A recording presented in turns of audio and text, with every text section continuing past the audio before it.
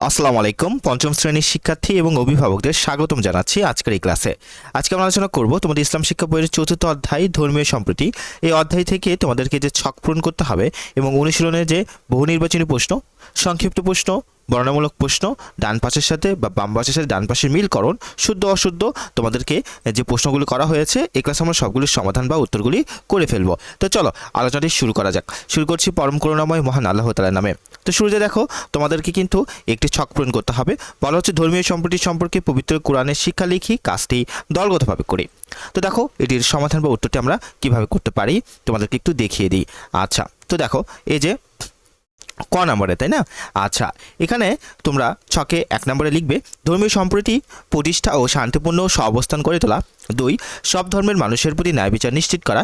3, কারো ধর্ম বিশ্বাস বা ধর্মীয় অনুষ্ঠানের বিষয়ে বিরূপ মন্তব্য না করা। 4, সব ধর্মের মানুষের সাথে ভদ্র ও বিনয়ী আচরণ করা। 5, সবার প্রতি দয়া, সদ্ব্যবহার, সহানুভূতি ও সহমর্মিতা প্রদর্শন করা। এভাবে কিন্তু এগুলো লিখে ফেলতে পারো এবং সুন্দর করে মুখস্থ করে ফেলতে পারো। এর পরের পৃষ্ঠায় তোমরা যদি চলে আসো দেখতে পারবা তোমাদেরকে আরেকটি ছক পূরণ করতে হবে। এখানে বলা হচ্ছে মদিনার সনদ এ বর্ণিত ভিন্ন ধর্মাবলম্বীদের অধিকারের একটি তালিকা তৈরি করি, কাজটি জোড়াই করি। তো দেখো তোমরা এখানে 5টি পয়েন্ট আছে, 5টি পয়েন্টে তোমাদেরকে লিখতে হবে। তো কিভাবে লিখবা আমি তোমাদের একটু দেখিয়ে দিই। এই যে দেখো, আচ্ছা, তো তোমরা লিখে ফেলতে পারো 1 নম্বরে মুসলমানদের পাশাপাশি ইহুদি, খ্রিস্টান, পৌত্তলিক ইত্যাদি সম্প্রদায়ের নিজস্ব জাতিসত্তা সমাজ ও সংস্কৃতি সংরক্ষণের অধিকার করা বা অধীন করা। আচ্ছা, এখানে দেখো, আচ্ছা দেখো তোমরা এখানে লিখবো সংরক্ষণে সমাজ ও সংস্কৃতি সংরক্ষণে অধিকার প্রদান করা। হ্যাঁ, এখানে লিখবা অধিকার প্রদান করা, সংরক্ষণে অধিকার প্রদান করা লিখবা। 2, প্রত্যেক ধর্মের মানুষের নিজস্ব ধর্ম পালনের অধিকার ও ধর্মচর্চার স্বাধীনতা দেওয়া, জোরপূর্বক কাউকে ধর্মান্তরিত না করা। এরপর 3, সকলের জীবন সম্ভব ও সম্পত্তির সুরক্ষার নিশ্চয়তা দেওয়া। 4, ন্যায় বিচারের নীতি অনুসারে বিভিন্ন ধর্মের মানুষের জন্য বিরোধ নিষ্পত্তির অধিকার প্রদান করা। 5, সকল ধর্মের দুর্বল ও অসহায় ব্যক্তির জন্য সাহায্য ও সুরক্ষার অধিকার প্রদান করা। এ ছিল এখান থেকে ছক পূরণটি। এরপর তোমাদেরকে কিন্তু তোমাদের অনুশীলনে যদি চলে আসো দেখতে পারবে তোমাদেরকে বেশ কিছু প্রশ্নের উত্তর করতে হবে। শুরুতে দেখো তোমাদেরকে সঠিক উত্তর টিক চিহ্ন দিতে হবে। তো 1 নম্বরে বলা হচ্ছে দেখো ধর্মীয় সম্প্রীতির অর্থ কী? উত্তর, বিভিন্ন ধর্মাবলম্বীদের মধ্যে শান্তিপূর্ণ সহ অবস্থান। খ, পবিত্র কোরআনে ভিন্ন ধর্মাবলম্বীদের সঙ্গে কেমন আচরণ করার নির্দেশ রয়েছে? উত্তর হবে 2 নম্বর, ন্যায় বিচার প্রতিষ্ঠা করা। গ, নিম্নের কোনটি মদিনা সনদের শিক্ষা নয়? উত্তর হবে 3 নম্বর, একমাত্র মুসলমানদের নিরাপত্তা। ঘ, ইসলামের শিক্ষা অনুসারে ভিন্ন ধর্মাবলম্বীদের সঙ্গে কেমন আচরণ করা উচিত? উত্তর হবে 2 নম্বর, সহানুভূতিশীল। নম্বর, সাম্প্রদায়িক সম্প্রীতি রক্ষায় আমাদের করণীয় কি? উত্তর হবে 2 নম্বর, ভিন্ন ধর্মাবলম্বীদের যথাসম্ভব সাহায্য সহযোগিতা করা।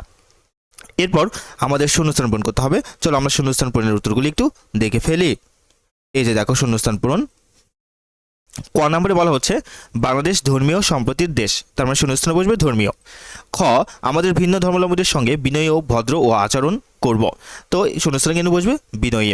গ, ধর্মীয় সম্প্রীতির জন্য ন্যায় বিচার গুরুত্বপূর্ণ, শূন্যস্থানে বসবে ন্যায় বিচার। ঘ, মদিনা সনদ অনুযায়ী মুসলিম ও অমুসলিমরা এক জাতিগোষ্ঠী হিসেবে বিবেচিত হয়েছিল, তারপরে শূন্যস্থানে বসবে জাতিগোষ্ঠী। ভিন্ন ধর্মের সহপাঠীদের যে কোনো সাহায্য সহযোগিতায় এগিয়ে আসতে পারি, তার মানে শূন্যস্থানে বসবে সাহায্য সহযোগিতা।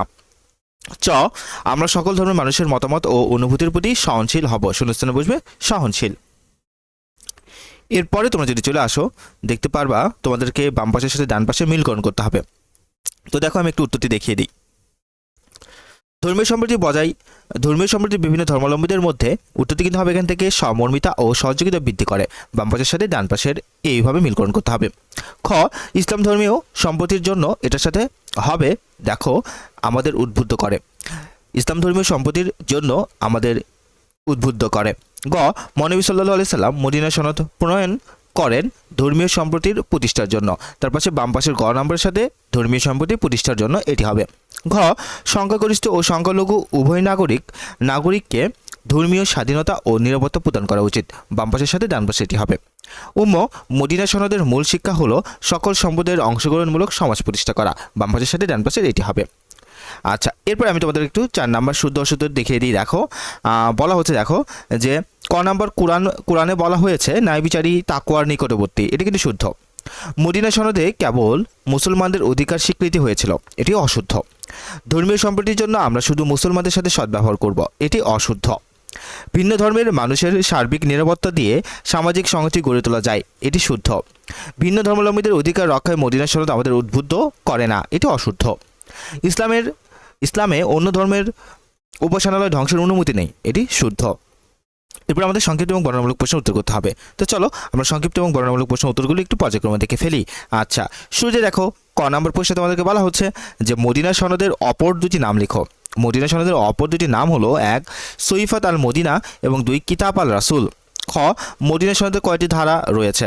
উত্তর, মদিনা সনদের 47টি, মতান্তরের 57টি বা 63টি ধারা রয়েছে। সাম্প্রদায়িক সম্প্রীতির জন্য 3টি করণীয় লিখি। উত্তর দেখো, সাম্প্রদায়িক সম্প্রীতির জন্য 3টি করণীয় হলো 1 সব ধর্মের মানুষের প্রতি ন্যায় বিচার, দয়া, সদ্ব্যবহার, সহানুভূতি ও সহমর্মিতা প্রদর্শন করা। 2 তাদের ধর্মবিশ্বাস ও ধর্মীয় অনুষ্ঠানের বিষয়ে বিরূপ মন্তব্য না করা। 3 তাদের সঙ্গে ভদ্র ও বিনয়ী আচরণ করা। ঘ নম্বর বলা হচ্ছে ভিন্ন ধর্মাবলম্বীদের সঙ্গে ঘ নম্বর বলা হচ্ছে ভিন্ন ধর্মাবলম্বীদের সঙ্গে শান্তিপূর্ণ অবস্থান সম্পর্কে 3টি কাজ লিখো। উত্তর, ভিন্ন ধর্মাবলম্বীদের সঙ্গে শান্তিপূর্ণ সহাবস্থান সম্পর্কে 3টি কাজ। 1 অন্য ধর্মের মানুষের মতামত ও অনুভূতির প্রতি সহনশীল হওয়া। 2 তাদের ধর্ম, জীবন সম্পদ একটু দেখি দাঁড়াও। দেখো, তাহলে তাদের ধর্ম, জীবন, সম্পদ ও সম্ভ্রমের ক্ষতি হয় এমন সকল কাজ থেকে বিরত থাকা। ভিন্ন ধর্মের সহপাঠীদের সাহায্য সহযোগিতায় এগিয়ে আসা। নম্বর ভিন্ন ধর্মাবলম্বীদের সহযোগিতার গুরুত্ব সম্পর্কে 2টি বাক্য লিখো। ভিন্ন ধর্মাবলম্বীদের সহযোগিতার গুরুত্ব সম্পর্কে 2টি বাক্য।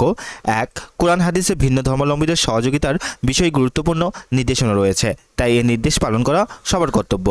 2 ভিন্ন ধর্মাবলম্বীদের সহযোগিতার মাধ্যমে সবার সঙ্গে সুসম্পর্ক ও শান্তিপূর্ণ সহাবস্থান নিশ্চিত করা, ফলে ঐক্যবদ্ধ ও স্থিতিশীল সমাজ গড়ে তোলা সম্ভব হয়।